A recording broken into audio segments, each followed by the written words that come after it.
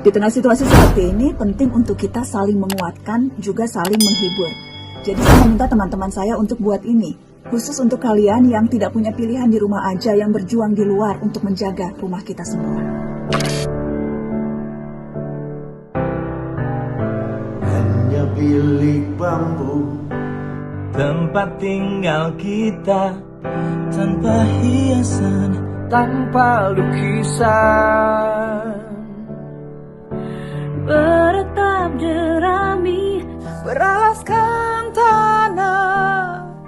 Namun semua ini Punya kita. memang semua ini Milik kita.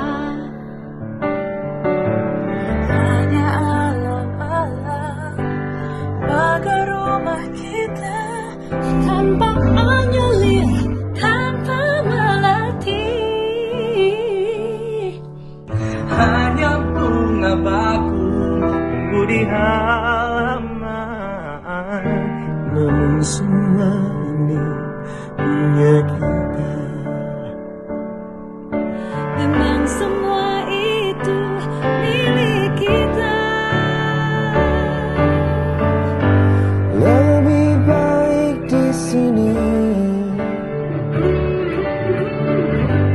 Rumah kita sendiri. Segala nikmat dan anugerah yang kuasa. Semuanya Ada di sini.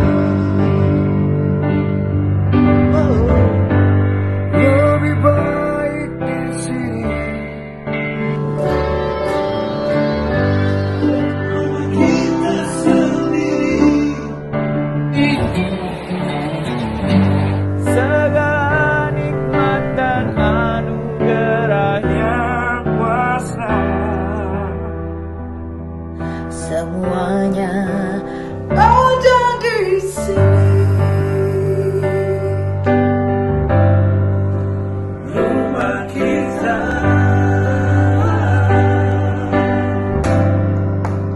rumah kita.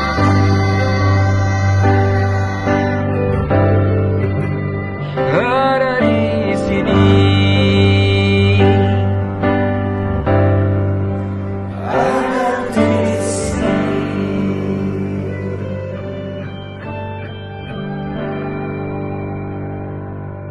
Untuk teman-temanku yang masih suka bilang, Tang, santai aja, nyawa kita di tangan Tuhan. Wait, paman boboho, kalau emang itu prinsip ente, no, lu jongkok tengah jalan tol sambil bilang nyawa kita di tangan Tuhan. Kalau nggak dicipokin Nova lu. Emang nyawa kita di tangan Tuhan, cuma kan harus usaha kitanya. Ada ikhtiar sebelum tawakal. Nah makanya lu pas pelajaran agama jangan main kiu-kiu, lu kagak masuk di kepala lu. Tapi gue nggak apa-apa Tang kalau meninggal. Ya gue juga nggak apa-apa kalau lu meninggal. Asal lu meninggal jasad lu nguap begitu, ngilang lah. Lu kalau meninggal karena ngeremehin corona, yang lain bisa kena. Yang mandiin lu, yang nguburin lu, orang catering di tahlilan lu kena. Ya Allah, jahat banget lu. Dia nggak ngerti apa-apaan, lu cuma ngebungkusin lemper doang, kena. Beda cerita kalau lu udah waspada gitu, pasti ada penanganannya. Kita juga kalau diarahin buat social distancing, yang bisa ngikutin dan nurut, tolong. Ada orang batuk udah ngindarin tuh. Jangan ada yang batuk lu tegur, wet batuk Pak Haji. Yah, lu kena corona lu. Jangan sampai meninggal karena bercanda. Udah ada kan porsinya masing-masing nih. Dokter nyembuhin, pemerintah ngatur. Kita pasien nurut sama arahan. Lu kalau pasien bandel, dokter yang ngambek, kita sembuhnya gimana bos? Lo masuk angin doang mah dikerokin, beres lah corona. Dikerokin dan ngerokin ikut corona juga. Beda corona mah. Biar kata gejalanya batuk-batuk nih, lu minumin obat batuk, obat batuknya bingung. Ya Allah, ini bukan job desk gue ini. Obat batuknya yang kena corona tuh. Udah di rumah dulu, liburan nanti-nanti mah bisa. Lu nggak ke mall sekarang tuh nggak apa-apa, itu mall nggak bakal berubah jadi kantin, enggak. Lu nggak ke puncak sekarang juga puncak nggak bakal jadi pendek. Tetep aja kita kalau ke sono nanjak-nanjak juga. Ayo mari kita sama-sama lawan corona. Ini corona didimin lama-lama ngelunjak. Dip your finger inside the virus water. Okay. Did the virus move at all? Did any of the pepper flakes move? No, right? Okay. Now, Isa, take out your finger. Do you see any virus on your finger? Any pepper on your finger? Yes. Okay. Now, we don't want the virus on our finger, right, you guys? So, Isa, can I ask you to dip your finger in soap, clean your finger. Okay? This is the importance of how we wash our hands. Now, Isa, does your finger have soap in it? Yes. Okay, now can you dip your finger back in the virus? How did it move? Do you see that? It moved. You guys saw that? You see how important it is to wash our hands? Morning, Barbara. You okay? Change that dressing of yours. You've had on for about 2 or 3 days. Yeah. Is that okay with you? Yeah. Did you sleep well? What are you reading today? Oh, so you like cooking, yeah?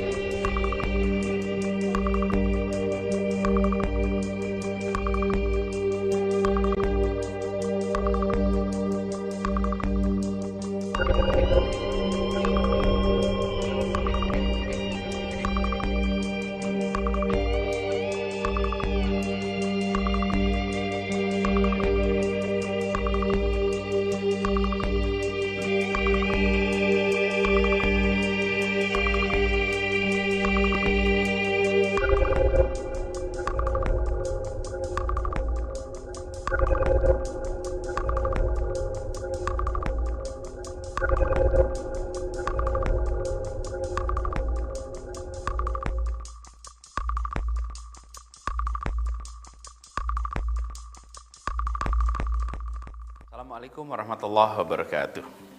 Pesan ini adalah untuk seluruh warga Jakarta terkait pengendalian risiko penyebaran COVID-19.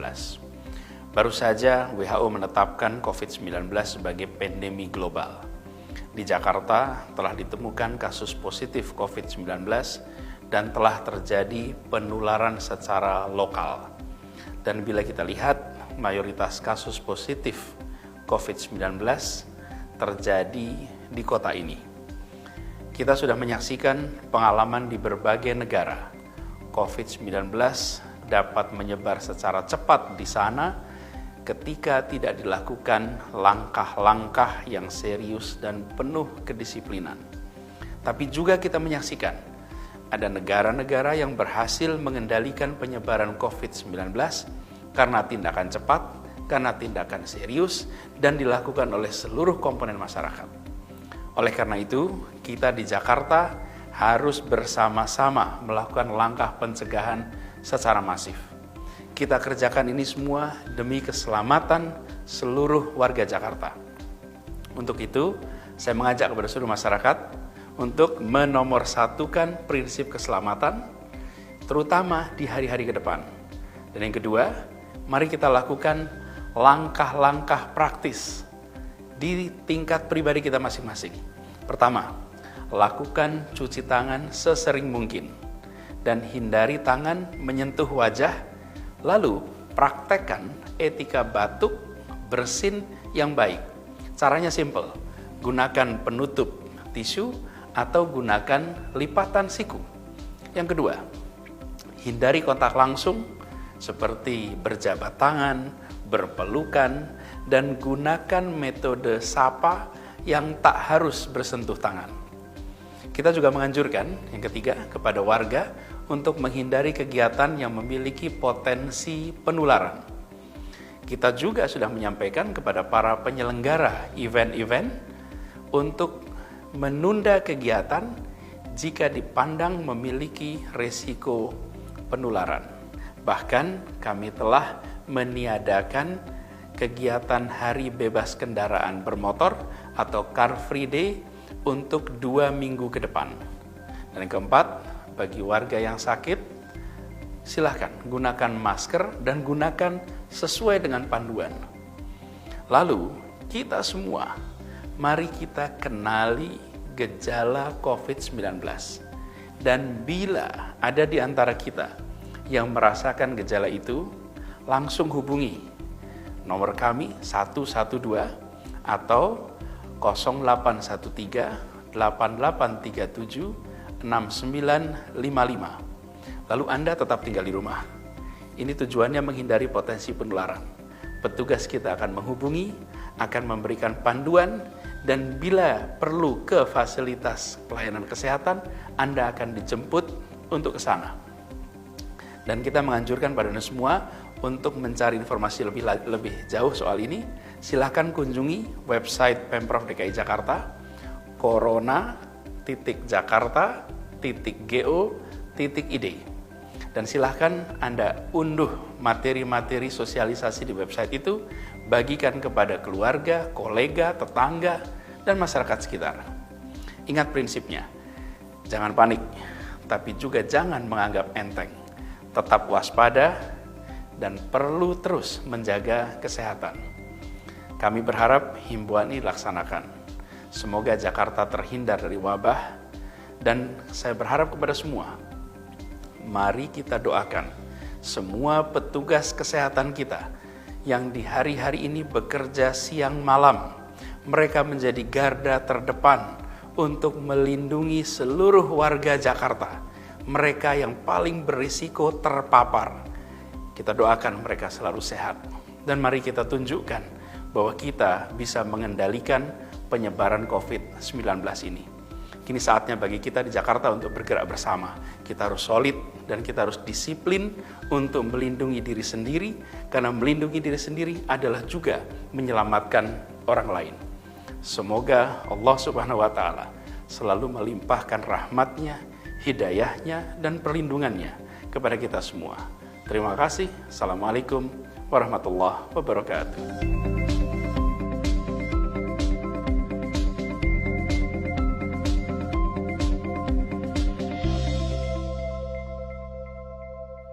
regularly wash our hands with soap and water and avoid touching our face with our hands. Even at a meeting when we have on this ministry task force, while I was speaking, I was touching my face until Minister Lawrence Wong nudged me with his elbow and said, "Stop touching your face." Let me now share about what we know about this novel coronavirus. This virus comes from the family of coronavirus, which includes other viruses such as MERS and SARS, as well as the milder variants causing common cold. The medical consensus at this moment is that the novel coronavirus is more transmissible but appears less deadly than SARS. Evidence suggests that the rate of human-to-human transmission of this virus appears to be higher than that of SARS. For now, the evidence also suggests that transmission is mostly via droplets. What this means is that the virus is carried within droplets emitted from an infected person over a short distance, such as when a person coughs or sneezes. If these droplets come into contact with the eyes, nose, or mouth of an individual, directly or indirectly through hands that have come into contact with these droplets, the individual may become infected. To clarify, there is no evidence currently to suggest that the virus is airborne. There are other viruses, such as the chickenpox, which can easily be transported via air currents and do not require droplets to contact the eyes or nose. The novel coronavirus is not in this category of viruses. The novel coronavirus could also transmit through surface contact. Let me explain. When a person sneezes or coughs, the droplets fall onto the surfaces of tables and chairs, and the virus may remain alive for up to a few days.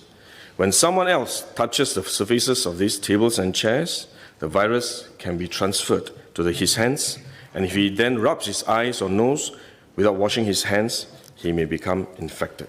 So we should wash our hands. This is also why we only quarantine the close contacts of confirmed cases. For more transient contacts, such as individuals that the confirmed cases may have walked past in malls or hotels, the risk of transmission is low. For coronavirus generally, the person is most infectious when he is displaying symptoms, or what you call symptomatic. And this is likely to be the case for the novel coronavirus as well. There is evidence of limited spread from a person without symptoms during the incubation period. However, this form of transmission may be uncommon and has so far involved isolated cases only. At this point, the evidence still points towards higher transmissibility when the person is displaying symptoms. As such, medical professionals, both overseas and in Singapore, have advised that the most effective way that we can protect ourselves is to practice good personal hygiene. We should regularly wash our hands with soap and water and avoid touching our face with our hands. These may sound simple, but actually they're very difficult to do because all of us touch our face all the time. Even at a meeting when we have on this ministry task force, while I was speaking, I was touching my face until Minister Lawrence Wong nudged me with his elbow and said, "Stop touching your face." So it is simple but extremely difficult, but are actually very effective in preventing all kinds of infection. Potential infection from asymptomatic persons, in fact, is less likely to be from coughing or sneezing directly because they don't have symptoms. They are not sneezing or coughing, but more likely by touching contaminated surfaces, for which masks offer no protection. Wearing a mask when we are well often gives us a false sense of security instead, and we are more likely to touch our faces when we constantly adjust our masks, which is one way the disease spreads. At the same time, we need to protect others, our loved ones, friends, colleagues, and fellow Singaporeans that we come into contact with. If we are sick, we should rest and recover at home as far as possible. If we do need to go out to see a doctor, for example, we should wear a surgical mask to protect others. So this is when mask is needed, when we are unwell and have to go out.